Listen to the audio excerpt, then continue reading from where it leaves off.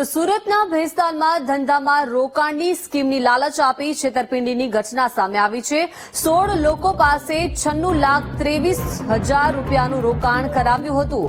એકના 1.5 ગણા રૂપિયા કરવાની આ લાલચ આપવામાં આવી હતી। રોકાણ કરાવ્યા બાદ આરોપીઓએ હાથ ઊંચા કરી લીધા। 3 આરોપીઓ ઓફિસને તાળું મારીને ભાગી ગયા।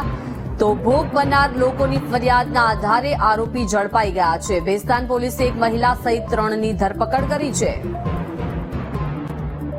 વધુ માહિતી સાથે સંવાદદાતા ધ્રુવ જોડાઈ ગયા છે। ધ્રુવ, સુરતના ભેસ્તાનમાં આ ધંધામાં રોકાણની સ્કીમની લાલચ આપવામાં આવી હતી, લોકોને છેતરવામાં આવ્યા છે। કેટલા લોકો તેમનો ભોગ બન્યા છે, શું વિગતો?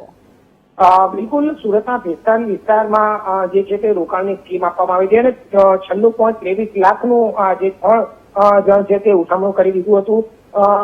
1ના 1.5 ગણા કરવા જેવી લાલચ આપી હતી અને સ્કીમમાં આ ઠગાઈ આચરવામાં આવી હોવાનું હાલ જાણવા મળ્યું છે।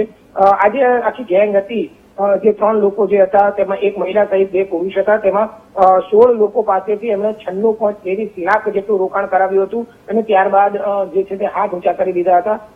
ઓફિસની દુકાનને તાળું મારીને તેઓ રફુચક્કર થઈ ગયા હતા, જેને લઈ ભોગ બનનાર લોકોએ ભેસ્તાન પોલીસને આ અંગે જાણ કરી હતી। તો ભેસ્તાન પોલીસે આ અંગે તપાસ કરી હતી અને એક મહિલા સહિત 3 લોકોની ધરપકડ કરી હતી અને પોલીસે તેમને કોર્ટમાં પણ રજૂ કર્યા હતા અને રિમાન્ડ મેળવવાની પ્રક્રિયા હાથ ધરી છે। હાલ તો પોલીસે 3 જણની ધરપકડ કરીને કાયદેસરની કાર્યવાહી હાથ ધરી છે। જી આભાર ધ્રુવ, વિગત આપવા બદલ।